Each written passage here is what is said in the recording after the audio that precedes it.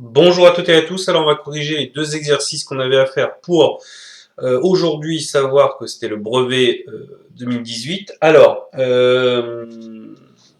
avant ça, la semaine prochaine je risque de mettre un peu moins de choses, tout simplement parce que c'est le retour en classe, alors pas pour les troisièmes, mais vous savez pour les sixièmes et les cinquièmes, donc ça risque d'être un peu compliqué à gérer. Je mettrai peut-être un petit peu moins, déjà lundi c'est férié, donc il y a de fortes chances que je mette pas de choses mardi, mais mercredi, et puis certainement vendredi on verra. Histoire de se remettre un petit peu dans le bain. Donc, Chris fait une course à vélo tout terrain VTT. Le graphique ci-dessous représente son rythme cardiaque en battements par minute en fonction du temps de la course. Donc au début, ça va, puis d'un coup son cœur, il commence à aller vite, et ça diminue. Quelle est la fréquence cardiaque de Chris au début de sa course? Alors, tac, exercice 1. Tac, tac, petit 1. Au début de la course, c'est là, donc c'est du approximatif. On va dire 52.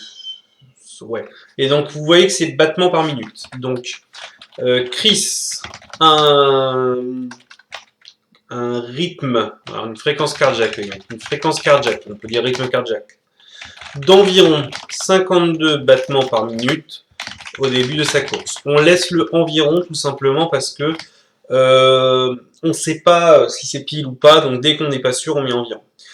Quel est le maximum de la fréquence cardiaque atteinte par Chris lors de la course? C'est là, c'est 160, mais ça dépasse un tout petit peu, moi je dirais 161. La fréquence cardiaque maximale de Chris durant la course est d'environ 161 battements par minute. Petit 3. Chris est parti à 9h33 de chez lui et termine sa course à 10h26. Quelle a été la durée en minutes de sa course? Là, on va être honnête. Les trois questions qu'on vient de faire là, déjà, c'est des questions très très très basiques. Vous avez ça au collège, au brevet, si vous passiez le brevet, mais c'est ultra donné, c'est cadeau. Donc, il est parti à 9h33 de chez lui.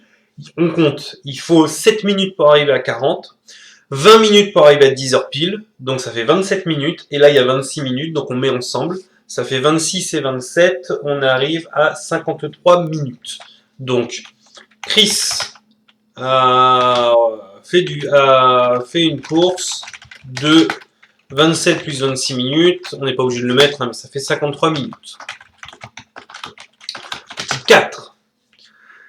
Chris a parcouru 11 km lors de cette course, montrant que sa vitesse moyenne d'environ 12,5 km/h. Rappel de quatrième. La formule pour trouver la vitesse d'un objet, d'une personne, d'un mobile, c'est distance divisé par le temps. Mais je veux des km/h, donc il faut que le temps soit converti en heures. Donc déjà, tac tac, 3 colonnes, 2 lignes, ça va pas être beau mais c'est pas grave. On peut faire un tableau pour convertir en heures nos minutes, c'est-à-dire que heure minutes. Dans une heure, il y a 60 minutes. Moi, je veux savoir 53 minutes, ça fait combien en heure? Et donc, j'ai juste à faire un produit en croix. Tac, tac, tac, donc ça donne 53 fois 1, le tout. Le tout divisé par 60. 53 fois 1 divisé par 60. On prend sa calculatrice. 53 fois 1, bah oui, j'ai divisé par 60, on arrive sur du environ 0,88. Donc on va mettre environ 0,88 heures. Donc 53 minutes, c'est environ 0,88 heures. Ensuite, il faut calculer la vitesse. C'est la distance divisée par le temps. C'est-à-dire qu'il a fait 11 km divisé par les 0,88 qu'on vient de trouver. C'est ça, 11 km, oui. On prend sa calculatrice, 11 divisé par 0,88, on trouve 12,5. C'est exactement ce que vous voulez. Mais c'est du environ, puisque 0,88 est environ. Donc, la vitesse moyenne de Chris durant sa course est d'environ 12,5 km/h. Petit 5. On appelle FCM, fréquence cardiaque maximum, la fréquence maximale que peut supporter l'organisme. Celle de Chris est de 190 battements par minute. En effectuant des recherches sur des sites internet spécialisés, il a trouvé le tableau suivant. Effort léger, c'est quand vous faites, il fait moins de 70% de son FCM, c'est-à-dire quand vous faites moins de 70% de votre fréquence cardiaque maximum. Soutenu, c'est entre 70 et 85. Tempo, 85-92. Anaérobie, c'est-à-dire que l'anaérobie, c'est quand ça commence vraiment à être compliqué, entre 92 et 97, et alors au-dessus de 97, là, vous êtes en train de faire un effort de fou, parce que c'est vraiment votre effort maximal, c'est-à-dire que votre cœur ne pourra pas supporter, ne pourra pas aller plus haut. Donc vous êtes vraiment quasiment au maximum de vos capacités. Estimez la durée de la période pendant laquelle Chris a fourni un effort soutenu au cours de sa course. Alors, un effort soutenu, ça c'est vraiment une question... Voilà, ils ont mis 3 questions, mais super faciles. Une question pas trop difficile si on connaît la formule. Et alors là, ils nous mettent une question, bim, bien dure, pour mériter son 100 sur 100.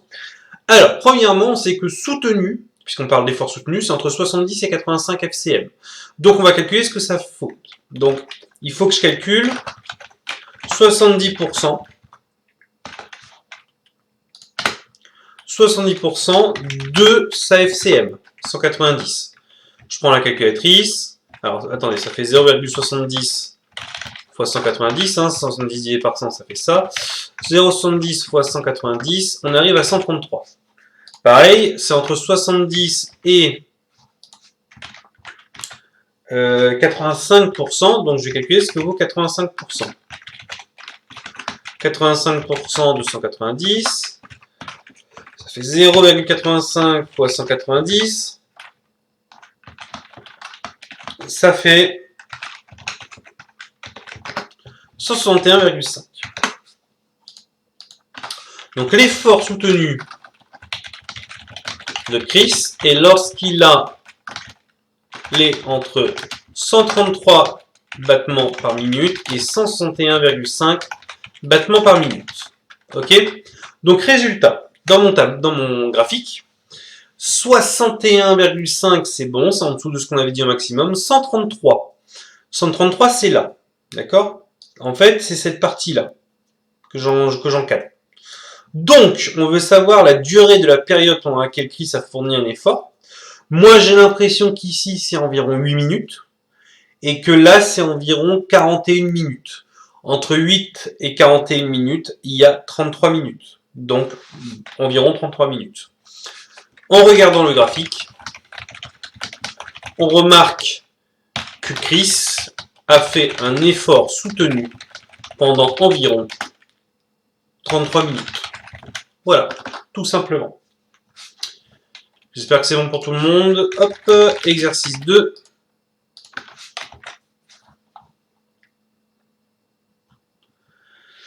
La figure ci-contre n'est pas en vraie grandeur. On donne les informations suivantes. Le triangle ADE a pour dimension blablabla. Le point B est sur la droite AD et le point C est sur la droite AC, tel que AB et AC fassent 9 cm.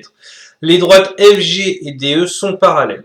Réaliser la figure en vraie grandeur. Alors, je vais avoir beaucoup de mal à la faire en vraie grandeur. Je vous le dis tout de suite. Pas tout simplement parce que c'est compliqué avec le TNI. J'ai essayé de le faire pour voir. Je peux vous dire rapidement comment on peut faire. C'est pas très compliqué. C'est que d'abord vous avez un triangle ADE, donc on va faire le triangle ADE. Le triangle ADE c'est lui. Donc on commence par faire le triangle ADE. Donc je vous rappelle que pour faire un triangle ADE, on fait toujours généralement la version la longueur la plus longue, donc 7 cm AD. Et vous prenez votre compas. En prenant le compas, on prend DE 5,6 et on fait un arc de cercle. Et AE 4,2 et on fait un arc de cercle. Donc on arriverait à quelque chose comme ça. D'accord? Attendez, je vais réessayer une dernière fois parce que la fois dernière ça a été un fiasco, mais je vais réessayer quand même parce que c'est quand même bête que je vous montre pas parce que la figure est pas compliquée à faire, mais c'est quand même bien qu'on la fasse. Alors, on va faire AD 7 cm. Tac, donc ça c'est AD.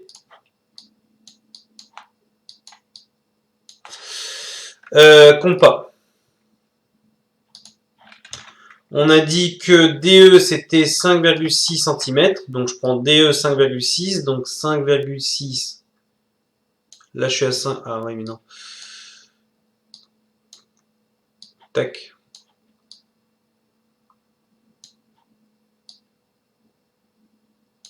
5,6 c'est ça. Donc je vais me mettre là et faire mon arc de cercle. Voilà, ça c'est 5,6.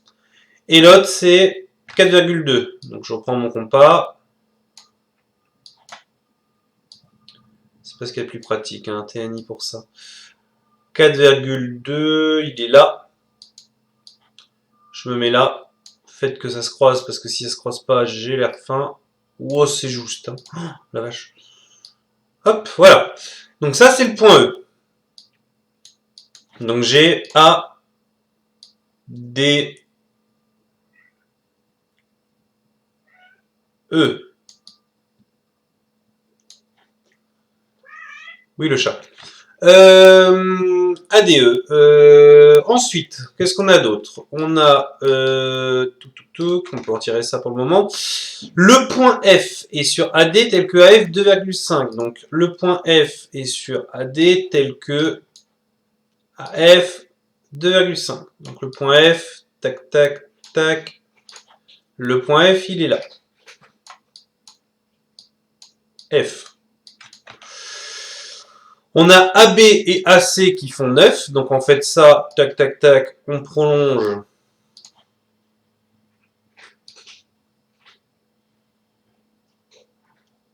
Jusqu'à 9. Et de l'autre côté,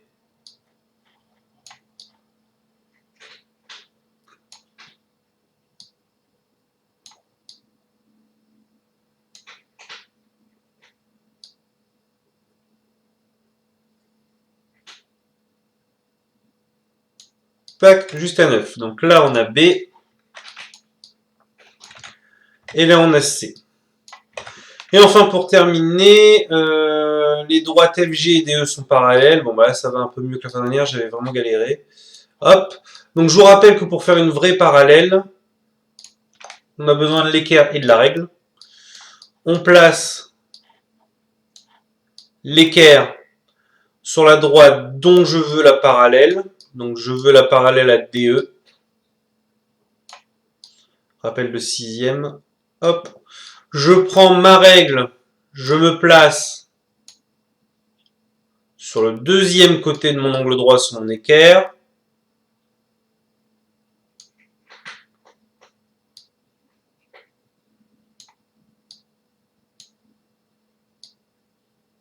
Tac.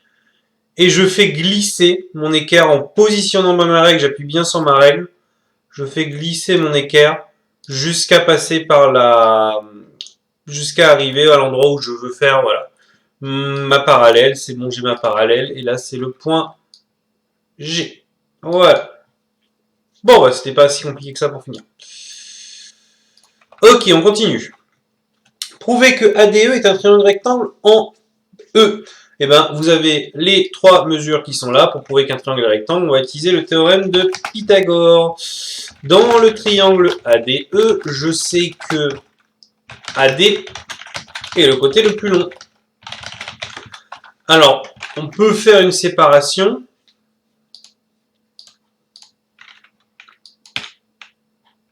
Hop, je vais avec un tableau parce que voilà.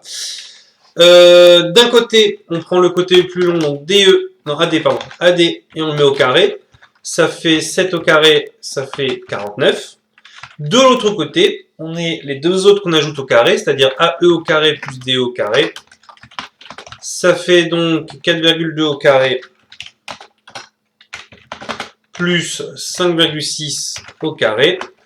Je prends ma calculatrice, 4,2 au carré, 4,2 au carré, ça fait 17,64, plus 5,6 au carré, ça fait 31,36, et les deux ensemble, ça fait 49. Donc on est bon, on trouve la même chose de l'autre côté. On constate que AD au carré est bien égal à AE au carré plus DE au carré.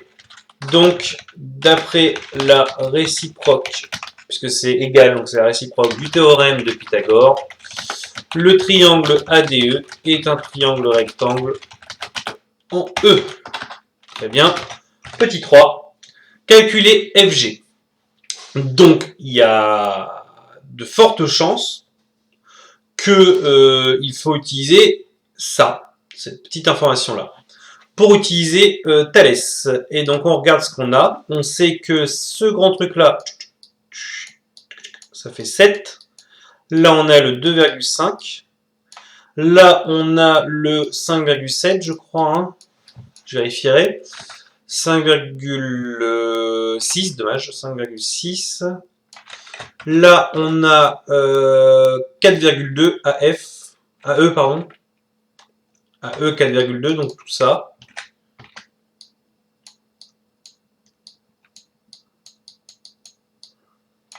Et on veut FG, on veut lui. Donc, les droites sont bien parallèles. On va voir si on a tout dans les fractions, mais à mon avis, ça devrait être bon. Alors, dans le triangle, alors là, c'est pas un truc en sablier, donc en papillon. Donc, on peut faire le théorème de Thalès normal. Donc, dans le triangle ADE, je sais que F appartient à AD. Et G appartient à AE. Tel que FG et DE soient parallèles. Il faut ces informations-là, forcément. Donc, d'après le théorème de Thalès, on a... Alors, rappel pour le théorème de Thalès. On se place là où il n'y a pas les parallèles. Donc, dans ADE, FG est parallèle à DE, donc on part toujours de A. Et on fait petit d'un côté sur grand, petit d'un côté sur grand et petit sur grand. Donc, on fait petit...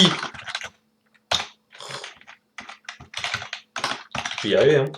Petit à F sur grand AD, c'est égal à petit ici AG sur grand AE, est égal à petit FG sur grand DE. FG sur DE. On recopie en dessous en remplaçant parce qu'on connaît AF 2,5, AD 7. Ah, déjà, on a une fraction complète, c'est énorme. Ça veut dire qu'on pourra faire Thalès. AG, connaît pas. AE, 4,2. FG, connais pas, c'est ce que je cherche. DE, 5,6. Et bien, j'ai une fraction complète et une fraction avec le nombre que je cherche et le côté que je connais. C'est parfait, je calcule le FG. Donc, je vous rappelle qu'on va prendre 2,5 sur 7 est égal FG sur 5,6. C'est les deux fractions qui nous intéressent. Je suis censé faire produit en croix. Je peux pas là sur mon writer, sur mon OpenOffice. Mais je pars de en face de ce que je connais, donc là, de ce que je cherche, donc là, et je fais une boucle, donc ça fait faire 5,6 fois 2,5 divisé par 7. Donc, hop, FG est égal à 5,6 fois 2,5 divisé par 7. Ça fait 5,6 fois 2,5 divisé par 7, ça fait 2. FG mesure 2 cm. Voilà, j'espère que c'est bon pour tout le monde. Si vous avez des questions ou des remarques, vous n'hésitez pas, la vidéo est assez longue. Je vous donne quand même quelques exercices pour mercredi. Et il ne nous restera plus qu'un seul chapitre d'ailleurs à faire dans l'année. Hein. On essaiera de le faire assez rapidement. Prenez soin de vous.